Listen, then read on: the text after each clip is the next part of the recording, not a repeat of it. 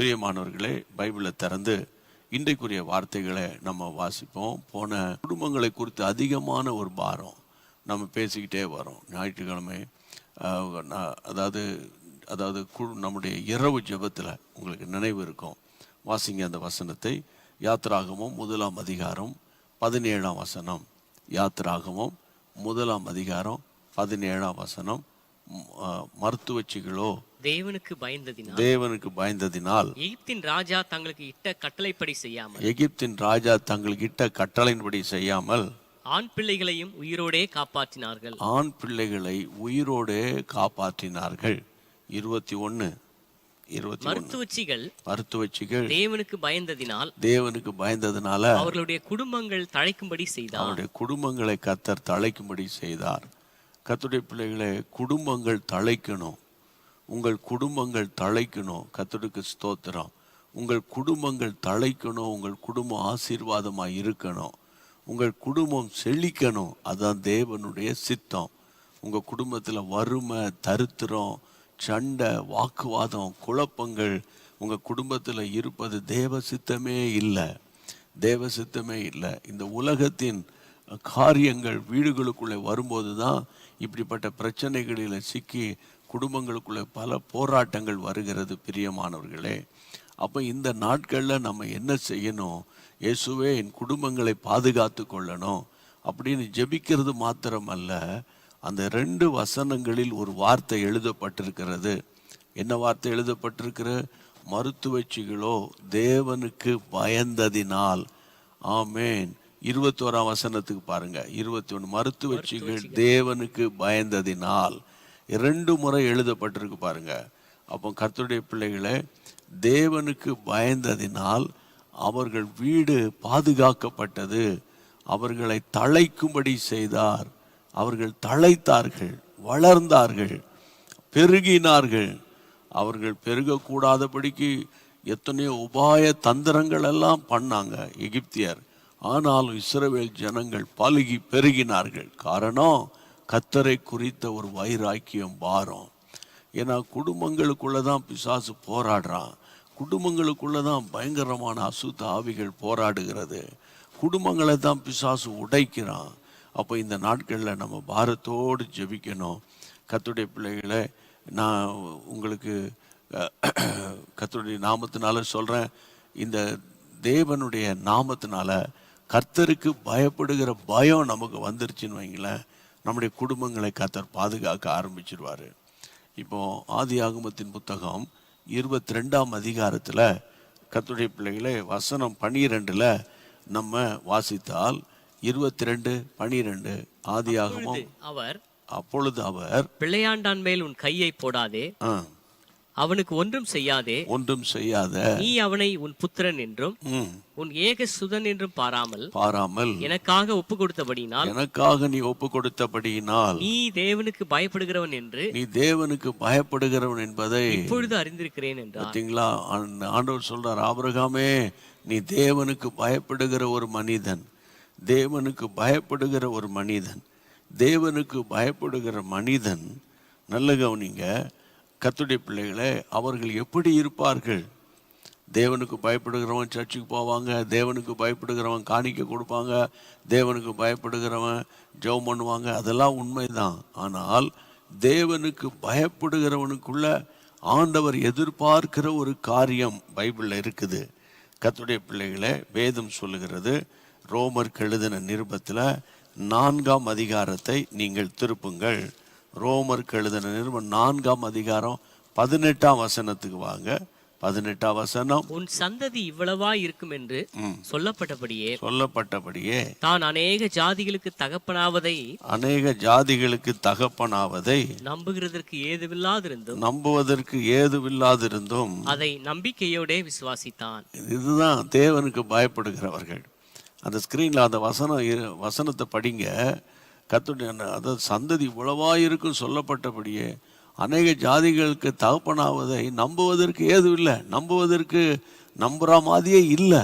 ஆனால் நம்பிக்கையோடு விசுவாசித்தான். தேவனுக்கு பயப்படுகிறவர்கள் நம்பிக்கையோட விசுவாசிப்பார்கள். அதனால நீங்க சோர்ந்து போகக்கூடாது. இந்த மிஷன் டேக்கா இவ்வளோ நேரம் ஜெபம் பண்ணீங்க. இப்போ உங்களோட பர்சனலாக கர்த்தர் உரையாடுகிறார். ஆமாம், தேவனுக்கு பயப்படுகிறவர்கள் எப்படி இருப்பாங்கன்னா நம்பிக்கையோடே விசுவாசிப்பார்கள். விசுவாசிப்பதற்கு ஏதுவில்லை. நீ அநேகருக்கு நீ தகப்பனா இருப்பா என்று கர்த்தர் வாக்குத்தத்தம் உரைக்கும் போது அதை நம்புவதற்கு ஏற்ற வண்ணமாய் அவனுடைய சூழ்நிலை இல்லை, அவனுடைய சரீரம் இல்லை. 99 வயசாகி போச்சு. இதுக்கு இடையில வேற 86ஆம் வருஷத்தில் ஆகார் தன்னுடைய மனைவியாக்கி ஆகாருக்கு அதன் மூலமாக இஸ்மவேலரும் பிறந்துட்டாரு. ஆனால் வாக்குத்தத்தத்தின் பிள்ளை இஸ்மவேல் அல்ல என்பதை கர்த்தர் உறுதியாய் சொல்லியிருந்தார். அப்போ வாக்குத்தத்தத்தின் பிள்ளை பிறக்கிறதுக்கு அவனுக்கு கர்த்தருடைய பிள்ளைகளை ஒரு பெரிய விசுவாசம் தேவைப்பட்டது. நம்பிக்கையோட விசுவாசித்தான். கர்த்தருடைய பிள்ளைகளை அவன் தான் தேவனுக்கு பயப்படுகிறவன். செருப்ப கழட்டி போட்டுட்டு கர்த்தருக்கு போவான், ஓகே. தேவனுக்கு பயப்படுகிறவன் உபவாசம் பண்ணி ஜெபம் பண்ணுவான், ஓகே, கரெக்ட் தான். தேவனுக்கு பயப்பட இருப்பாங்க. ஆனால் ரொம்ப ஆழமாக சிந்திச்சு பார்த்தீங்கன்னா தேவனுக்கு பயப்படுகிறவன் நம்புவதற்கு ஏதுவில்லாத சூழ்நிலையில், நம்புவதற்கு எந்த வழியுமே இல்லை, அந்த சூழ்நிலையில் ஒருவன் நம்புகிறான் என்றால் அந்த நம்பிக்கை சாதாரணமாய் வருவதில்லை. கர்த்தருக்கு பயப்படுகிற பயத்தின் பிரதிபலிப்பாகும். கர்த்தருக்கு பயப்படுகிற பயத்தின் பிரதிபலிப்பாகும். ரோமர் அதே 4ஆம் அதிகாரம் 19ஆம் வசனத்தை படிங்க. 19ஆம் வசனம். அவன் விசுவாசத்திலே பலவீனமாய் இருக்கவில்லை. வாசிங்க. அவன் ஏறக்குறைய 100 வயதுள்ளவனாய் இருக்கும்போது 100 வயதா இருக்கும்போது தன் சரீரம் செத்து போனதையும் சாராளுடைய கற்பம் செத்து போனதையும் எண்ணாதிருந்தான். நல்ல கவனிங்க. அவன் விசுவாசத்தில் பலவீனமாய் இருக்கவில்லை. கர்த்தருடைய பிள்ளைகளை, அவன் விசுவாசத்தில் பலவீனம் இல்லை. அவன் விசுவாசத்தில் அவன் வீக்காக இருக்குல்ல. விசுவாசத்தில் அதாவது he was strong in his faith. அவன் விசுவாசத்தில் அவன் ரொம்ப திடகாத்திரமாக இருந்தான். இப்போ உங்களுடைய விசுவாசம் என்னுடைய விசுவாசம் தடுமாறக்கூடிய அளவுக்கு சிச்சுவேஷன் இருக்கும், புரியுதா? ஆனால் எந்த சூழ்நிலையிலும் கர்த்தருடைய பிள்ளைகளே நம்ம கர்த்தரை பற்றி பிடித்து கொள்ள வேண்டும். ஆமேன். எந்த சூழ்நிலையிலும் ஆண்டவரே உம்முடைய அன்பை விட்டு நான் பிரிஞ்சிடக்கூடாது. எந்த சூழ்நிலையிலும் ஆண்டவரே நான் உம்மை இப்போ உறுதியாய் பற்றி கொள்ள வேண்டும். கர்த்தருக்கு ஸ்தோத்திரம். இந்த சூழ்நிலையில இந்த நேரத்துல ஒரு பழைய பாட்டு எனக்கு நினைவுக்கிறது. சேர்ந்து பாடுவோமா? Praise God. எந்த சூழ்நிலையும் அவர் அன்பில் நின்று என்னை பிரிக்காது காத்துக் கொள்வார். எந்த சூழ்நிலையும் அவர் அன்பில் நின்று என்னை பிரிக்காது காத்துக் கொள்வார். என்னை நம்பியவர் தந்த பொறுப்பதனை அவர் வரும் வரை காத்துக் கொள்வே. என்னை நம்பியவர் தந்த பொறுப்பதனை அவர் வரும் வரை காத்துக் கொள்வே. ஆனந்தமே பரமானந்தமே, இது மாபெரும் பாக்கியமே. ஆனந்தமே பரமானந்தமே, இது மாபெரும் பாக்கியமே. இந்த பாதலத்தின் சொந்தக்காரரவர் எந்த உள்ளத்தின் சொந்தமானார். பாதலத்தின் சொந்தக்காரரவர் எந்த உள்ளத்தின் சொந்தமானார். மகிழ்வோம் மகிழ்வோம் தினமாக மகிழ்வோம், இயேசுராஜன் நம் சொந்தமாயினார்.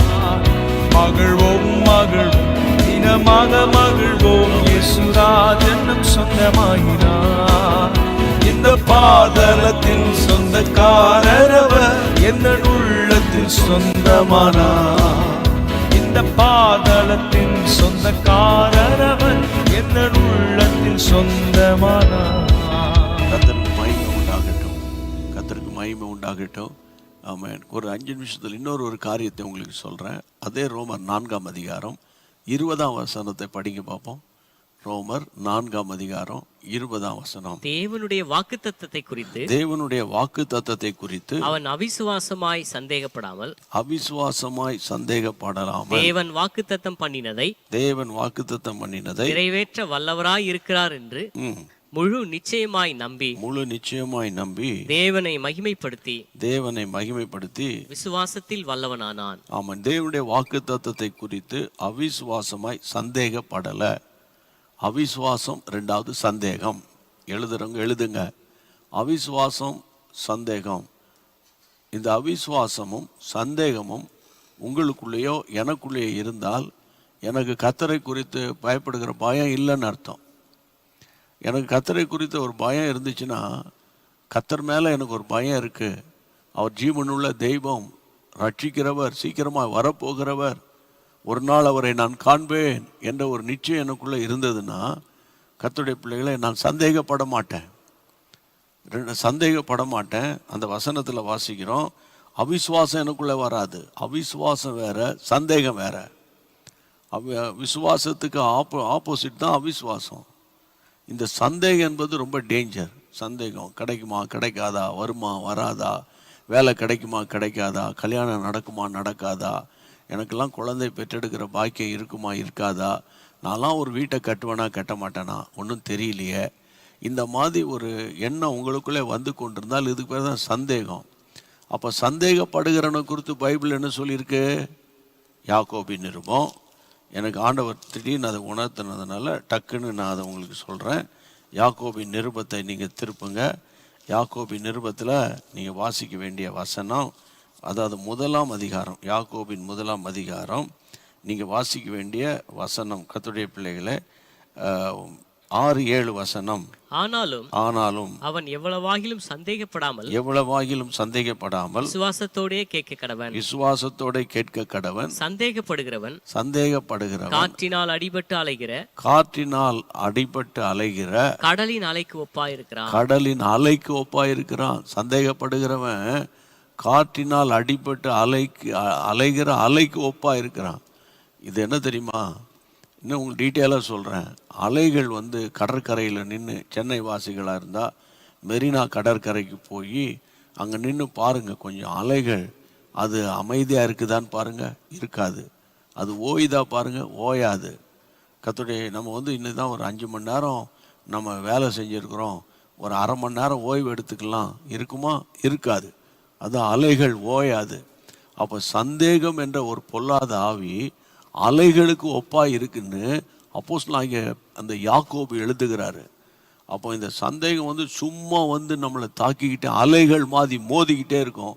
நான் உயர்த்தப்பட மாட்டேனா, கர்த்தர் என் வீட்டை ஆசீர்வதிக்க மாட்டாரா, ஒரு வீடை கட்ட மாட்டேனா, நான் சுகத்தோடு இருக்க மாட்டேனோ. கர்த்தருடைய நாமத்தினாலும் சொல்கிறேன், உங்களுக்கு எத்தனை வருஷங்கள் இந்த பூமியில் கர்த்தர் வைத்திருக்கிறாரோ அத்தனை வருஷமும் நீங்கள் சுகமாக இருப்பீர்கள். ஆமென். ஆண்டவருக்கு மகிமை உண்டாகட்டும். இப்போ மற்ற நேரங்களில் நான் உங்களோட ஆவிக்குரிய ஜீவியத்தை ஃபோக்கஸ் பண்ணுறேன். நீங்கள் வந்து ரொம்ப முக்கியம், உங்கள் ஆத்மா ரொம்ப முக்கியம், உங்கள் குடும்பம் ரொம்ப முக்கியம், உங்கள் பிள்ளைகள் ரொம்ப முக்கியம். எல்லாரும் இணைந்து ஜெபம் பண்ணுங்க. ஆண்டவரே, எல்லாம் எங்கள் வீட்டுக்குள்ளே எல்லாருக்குள்ள இன்னைக்கு ஆண்டவரே நம்பிக்கையோடு நாங்கள் விசுவாசிக்கணும். ஆண்டவரே, விசுவாசத்தில் பலவீனமாக இருக்கக்கூடாது. ஆண்டவரே, அவிசுவாசத்தின் ஆவி எங்கள் வீட்டுக்கு வரக்கூடாது. எங்கள் வீட்டுக்குள்ளே சந்தேக ஆவிக்க இடம் கிடையாது. எல்லாரும் வாயை திறந்து ஜெபம் பண்ணுங்க. சகோதரிகள், வெளிநாட்டை சேர்ந்தவங்க, உள்நாட்டில் இருக்கிறவங்க, தமிழ்நாட்டில் இருக்கிறவங்க, கிராமத்தில் குக்கிராமத்தில் இருக்கிறவங்க எல்லாரும் ஜெபம் பண்ணுங்க. ஆண்டவரே, என் பிள்ளைகளை குறித்து நான் பயப்பட மாட்டேன், அவிசுவாசமாக இருக்க மாட்டேன். கர்த்தர் பொறுப்பெடுத்துக் கொள்வீர். என் குடும்பம் முழுவதையும் பொறுப்பெடுப்பீர். என் தேவைகளை சந்திப்பீர். இந்த நாளில் ஒரு பெரிய மாற்றம் வர போகிறது. விசுவாசிக்கிறவனுக்கு எல்லாம் கூடும். சொல்லுங்க, விசுவாசிக்கிற எனக்கு எல்லாம் கூடும். வாய் தந்து அறிக்கை பண்ணுங்க. விசுவாசிக்கிற எனக்கு ஆரோக்கியம் உண்டாகும். விசுவாசிக்கிற எனக்கு பூரண சுகம் கிடைக்கும். விசுவாசிக்கிற எனக்கு வீடு கட்டப்படும். விசுவாசிக்கிற எனக்கு அபிஷேகத்தால் நான் நிரப்பப்படுவேன். விசுவாசிக்கிற எனக்கு ஆண்டவரே தரித்திரம் என்ற பொல்லாத ஆவி என் பக்கமே வராது. விசுவாசிக்கிற என் பிள்ளைகள் கர்த்தரால் போதிக்கப்பட்டிருப்பார்கள். இயேசுவின் நாமத்தில். தகப்பனே, யாரெல்லாம் என் கூட சேர்ந்து ஜெபிக்கிறார்களோ அவர்களுக்குள்ளே ஒரு பெரிய விசுவாசம் ஆபிரகாமின் நாட்களில் இருந்த ஒரு விசுவாசம் இந்த பிள்ளைகள் மேல் உண்டாவதாக நான் ஜெபிக்கிறேன். ஆசீர்வதியும். இந்த ஜெபத்தை கேட்டபடியால் ஸ்தோத்தரித்து பாடுவோம். மேகம் போன்ற வாக்குத்தத்தம் சூழ நின்று காத்திருக்க, மேகம் போன்ற வாக்குத்தத்தம் சூழ நின்று காத்திருக்க, விசுவாசத்தால் உரிமை கொள்வாய், நிறைந்து முன்னேறிடுவாய். விசுவாசத்தால் உரிமை கொள்வாய், விரைந்து முன்னேறிடுவாய். விசுவாசியே நீ பதறாதே, விசுவாசியே நீ கலங்காதே, விசுவாசியே நீ பதறாதே, விசுவாசியே நீ கலங்காதே. விசுவாசத்தால் நீதிமான் என்றும் பிழைப்பான். விசுவாசத்தால் நீதிமான் என்றும் பிழைப்பான். கர்த்தரின் கை உருகவில்லை, கர்த்தரின் வாக்கு மாறிடாதே. கர்த்தரின் கை உருகவில்லை, கர்த்தரின் வாக்கு மாறிடாதே. சுத்தகளாய் மாறிடவே சுதனர் புரிந்தனரே, சுத்தர்களாய் மாறிடவே சுதனர் புரிந்தனரே. விசுவாசியே நீ பதறாதே, விசுவாசியே நீ கலங்காதே, விசுவாசியே நீ பதறாதே, விசுவாசியே நீ கலங்காதே. விசுவாசத்தால் நீதிமான் என்றும் பிழைப்பான். விசுவாசத்தால் நீதிமான் என்றும் பிழைப்பான். ஆண்டவருக்கு மகிமை உண்டாவதாக. கிருபையாக இந்த நாளை கர்த்தர் ஆசீர்வதித்து தந்தார். கர்த்தர் உங்களை பலப்படுத்தினார், உங்களோடு பேசினார். செயல்படுங்க, ஆண்டவருடைய நாமம் மகிமைப்படும். அன்பு தேவனுடைய பிள்ளைகளே, ஆண்டவருடைய பரிசுத்த நாமம் மகிமைப்படும். ஒரே ஸ்தோத்திரம், ஸ்தோத்திரம், ஸ்தோத்திரம், ஸ்தோத்திரம். என் ஆத்துமாவே கர்த்தரை ஸ்தோத்திரி, என் முழுவதுமே பரிசுத்த நாமத்தை ஸ்தோத்திரி. என் ஆத்துமாவே கர்த்தரை ஸ்தோத்திரி, கர்த்தர் செய்த சகல உபகாரங்களை மறவாதே. ஆமென். ஹalleluya. Praise God.